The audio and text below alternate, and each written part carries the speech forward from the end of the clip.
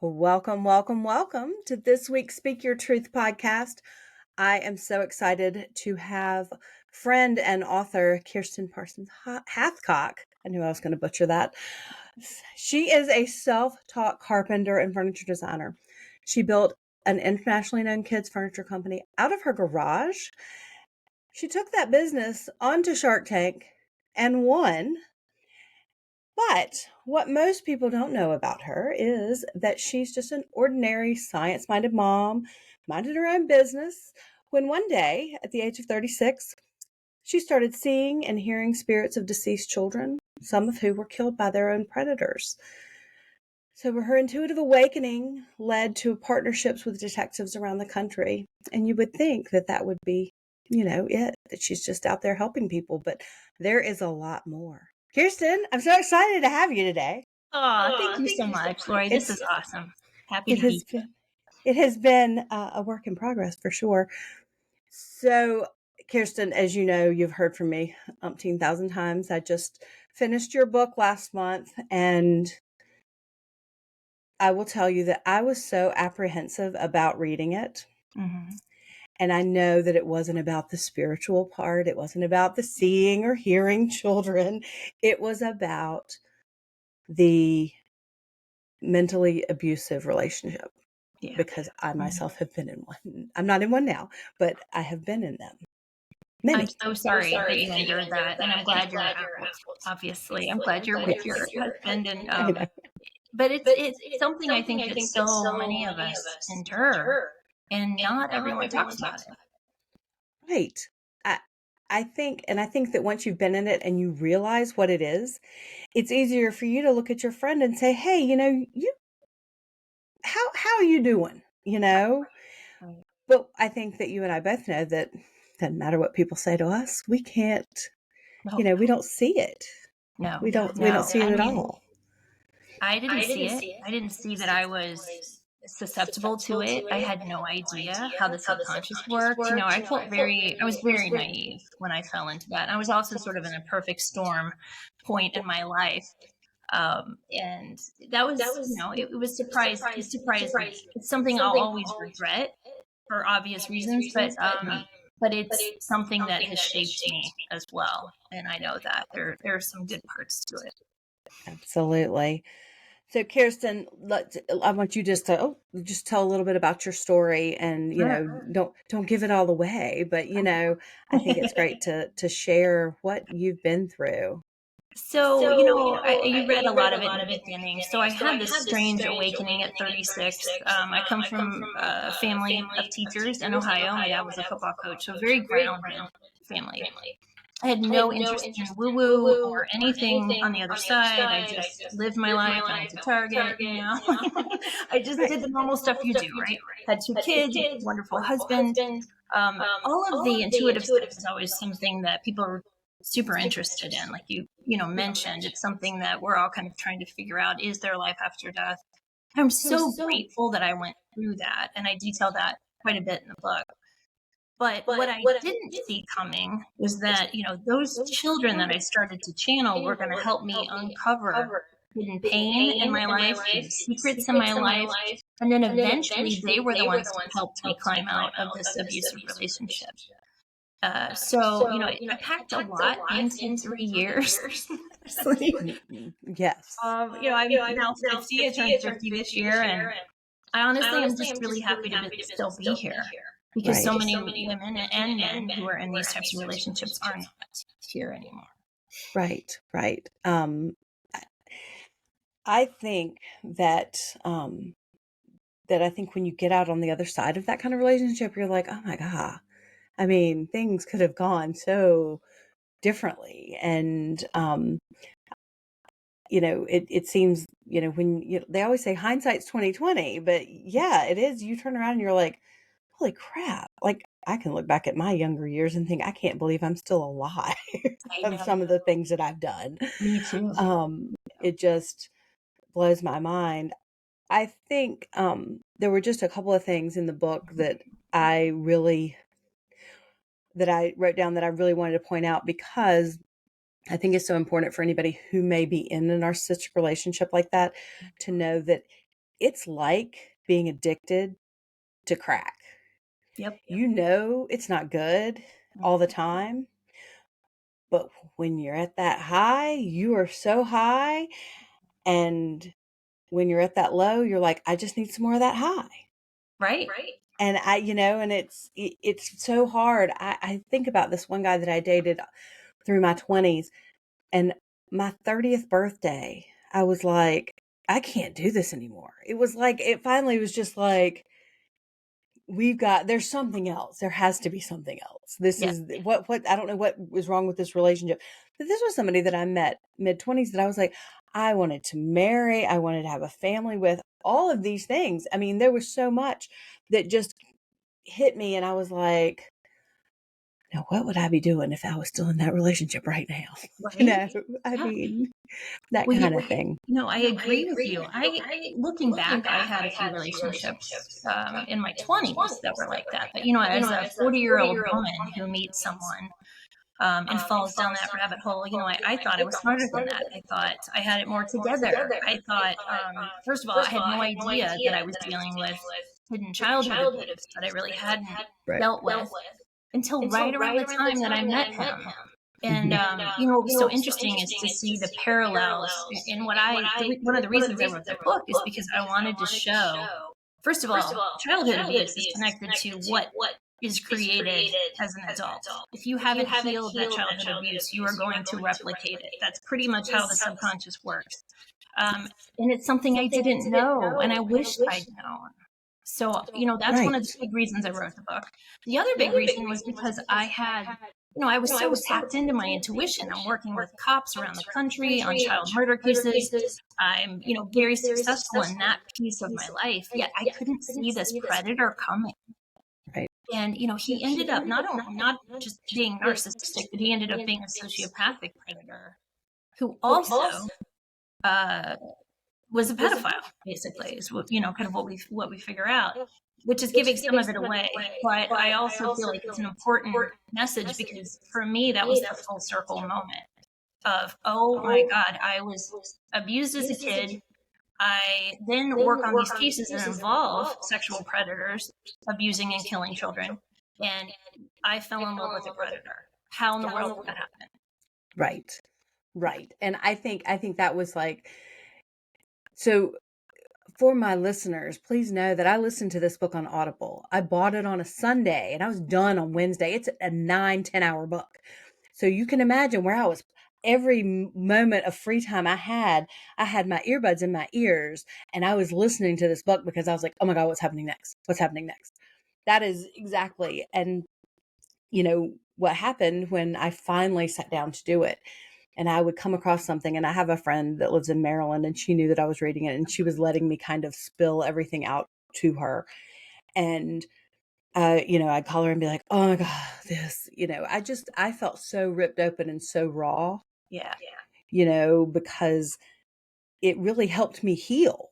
It helped me heal a lot of that. That was what I felt as I would read these things, and I would be like, oh my gosh, I know exactly how she's feeling. I know exactly, she's trying. So, there were just so many things going that I related to and didn't even realize that I was holding on to all of that. I thank you for telling me that. That makes everything worthwhile. Honestly, that is why I wrote the book because I wish that there was a book out there for me when I Right. was going through this. And Right. I love the fact that it brought up something in you to bring up, some of that pain. I feel like so many of us hang on to the shame. Yes. And Oh yeah. that's the piece that keeps us sort of down and in this place of feeling not worthy, feeling, like, oh my gosh, I'm never going to talk about that because I look like I have it all together on this side.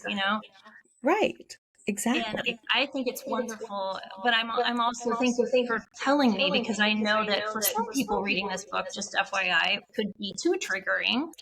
Um, for the I most will part, tell you, it triggered me. It did. It was like the first thing I did to call back. I was like, "Oh my God, this book is so triggering." I knew it would be. That's why I've been putting off reading it. But I also knew that how many times we'd had to schedule that yeah, we'd made that my guides were going, "You haven't read the book yet." Oh, Kiersten doesn't feel well this morning. Mm-hmm. Oh, she has something, there was always something that stopped us from being able to come together. It's so true. And I was like, and I kind of laughed because after the first time, I was like, my friend in Maryland, Beth said, she goes, well, you have to read the book. And I was like, I know. I was like, I know. And then now I'm like so glad that I did, because it was so much. I spent the pandemic doing all this healing. All of this garbage just kept flowing out of me. And when I read this book, I was like, oh, I might be at a place. It's kind of like I'm peeling all this onion back, Yes. because I'm really working on my intuition. There are a lot of things. That's one of the other reasons that I enjoyed it, because I understand. I don't, it. I don't think mine is highly developed, but I have had people come to me, tell me things, people that I know mostly, but it's very interesting. When I say people come to me, that people on the other side, or people that are moving to the other side, that are already out, but their body still lays in wait as to what happens here. So that kind of thing. So it was all very much lining up for me and helped me heal a lot. So Oh, thank you. I'm Thank so you. glad. I Thank you for appreciate telling me that. that. It really does mean a lot Um, to me. and it was one of the reasons I knew I needed to have you on the podcast. So, I love yeah. it. Well, I'm excited to talk about these two things. Intuition is something that's also sort of buried, right? It's coming out into the light much more than it ever has been. Yeah. But it's still something that, I knew it was a risk being a Shark Tank winning entrepreneur to come out and say, hey, this is another part of me. Here's what's happening on this other side. And it definitely ruined some relationships and some contracts. And, I knew that that was the risk. But I also knew that if I wasn't my authentic self and I didn't, really stand in who I am, then I wasn't going to move forward in any manner at all. I would be making myself very small, and I did not want to do that. I know exactly how you feel. And Mhm. and I am grateful for women like you who have come before me, because I poo-pooed off my skills for a long time. And I had a mentor who passed away during the pandemic from cancer, and she constantly had breadcrumbs dropped for me. And it was like, as soon as I sat up one day in bed going, oh my God, she's dying. And then I was like, because I had just realized while I was doing yoga teacher training or whatever, I was doing all these things to make my body calm down so my mind could work. Yes. And it was during all of those times, that I realized during meditation of things that were happening. And when she died, I spent a year and a half floundering around, not knowing what to do. And then I started getting in these coaching groups. And Mm-hmm. then I found some of my people. I found other people who are intuitive. I found other people and we meet and we talk and we do things and, try to hone in on our skills Mm-hmm. that way. I became a Reiki master, and Love that. I get a lot. I have started to get more and more. I just opened like an in-person studio. I've been doing distance Reiki for a while, and I've started to get more and more developed with. Um, I had a conversation with a friend of mine's father. I mean, like a literal Mm-hmm. conversation while I'm giving her Reiki. And I'm like, don't you want to talk to her? But it was like he had died when we were in our early 20s. And it was almost like he was like, oh my gosh, somebody can see me. Yes, exactly. It And was, isn't it interesting? Like, as you read in the book, mhm, I learned Reiki to help our mhm, oldest yes, daughter with her yeah, anxiety, not thinking or even realizing that it could actually tune all of my gifts up, a lot higher than what they were. And so that was a big surprise for me that yeah, actually happened somewhat because of the Reiki training. So you found right. the same thing. Yes. So I found that same thing. And it's, because before it would just be, I studied a lot more of it when I was in my 20s. And then, I got married and divorced and remarried, and um, just my focus was not on that, and my brain got cloudy. So Yeah. I've been working really hard to clear that up. But that was one of the things, that I really, when I was looking and reading, when I was listening to this book and, like your story, like I think it's really important for people to know how we met. Do you mind if I tell that? Yeah, please tell. Please tell. So, because you might not even remember. So, um, Kiersten reached out to me on Facebook. She friended me on Facebook and she said, "Hey, I'm just giving you a heads up about this person that you're friends with on Facebook." And it was this guy that you were in this horrible relationship with. And I was like, well, I live in High Point. I was like, I'm friends with lots of furniture people. I don't really know him. And, and I just kind of poo-pooed it off. But then all of these other things. And then I found out that, Egan was from High Point and, there were just a lot of different connections that came through. And it was very fascinating to me. And of course I did laugh because when I was reading the book, I was like, who? I was like, that's not his name. And I was like, oh, wait, we can't use his name. Right. Yeah, exactly. I mean, and I couldn't even think of it at the time. Like I just knew that was not it. It did make me laugh. But I do appreciate the fact that you were like, look, nobody else needs to go through what I just went through because I'm still going through it and it's crazy because it was several years ago. I mean, yes. Back It was. then. I mean, it was 2014 to 2017 was that time period for me. And I'm so glad that you read that and you didn't think, well, that's crazy, or oh, she's just just mad at whoever this is, because that is the way that he has been able to do all of the things that he's done over the last 20-30 years with hundreds of women around the world. Way they all do it. Yes. That is how it all happens. One of the fellows that I have dated, when he and his wife got divorced, I remember somebody saying, well, he said that she just went crazy. And I went, oh, no, she did not. No. I went, no, she didn't. Always that, right? It's always that they're crazy. The ex is always the crazy one. The ex is the crazy one. She's going out all the time. And I thought, no, she escaped. I know, and you just know. Well, I say you just know, but you have to be open to your knowing, to know, to just know. Yes. And I had to be, again, hit over the head with it. Professionally, I would get messages constantly about different cases and whatnot. But in my own life, I was truly hit over the head with a lot of physical sensations. And so my intuition was coming through for my own personal life, as kick in the gut feelings, as a buzzing sensation on my right hip. It was interesting because that buzzing sensation went away after I got out of the relationship. So I think intuition can come in so many different ways. And when you're in an abusive relationship, I'm hoping that people will understand that they can count on that intuition to help guide them. Yes, and to show them what to feel. 100%. Yeah. I kind of, it's funny because I've started to I'll be like, why is my finger buzzing? I've been having these buzzes in these two fingers, and I haven't had that since I was in my 20s. And I'm like, why are these two fingers buzzing? What is it? What's going on? And there's not been a relationship change. Right. And then and it's funny because I'll get buzzes, like I can feel myself connect. I can feel myself ground. I can, when you start to work on those things, you feel, you can feel how the energy works. And plus when you learn Reiki, you learn how energy feels. Right. I always find it interesting when I tell people, I'm like, well, you had a lot of sadness in your chest around your heart. Right. And they just look at me like, and I'm like, I don't know what it's for. I just know that you feel that way. I'm just trying to show you how the energy feels. But it's that kind of thing. And that's one of the things that I do love. And I think that's what I even, really related to with you in the book. It was not just about being in this crap relationship. It was about trusting your intuition and listening. Yeah. When you sit down and get quiet and listen.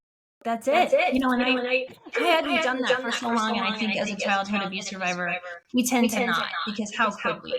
When you're abused as a child, all of your trust goes out the window.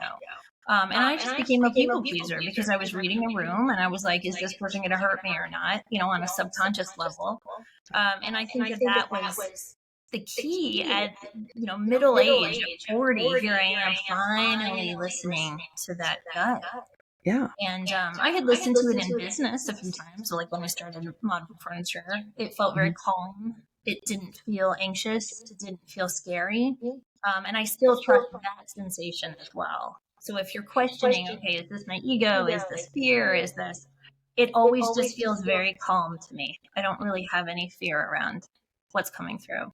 Yeah, I have that same feeling, and I think that's something that's so that's so important to help people to understand, to trust to trust your gut, but to trust how you feel. Yeah.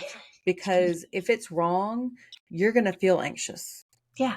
But if it's right, your whole body, you're going to be like, why am I so relaxed? I'm never this relaxed. That's how it's going to feel. I love that. Well, I love that you're sharing that today. Yeah. Yeah. And I wanted to share that as well. So I am really excited about, telling everybody about her book, Little Voices.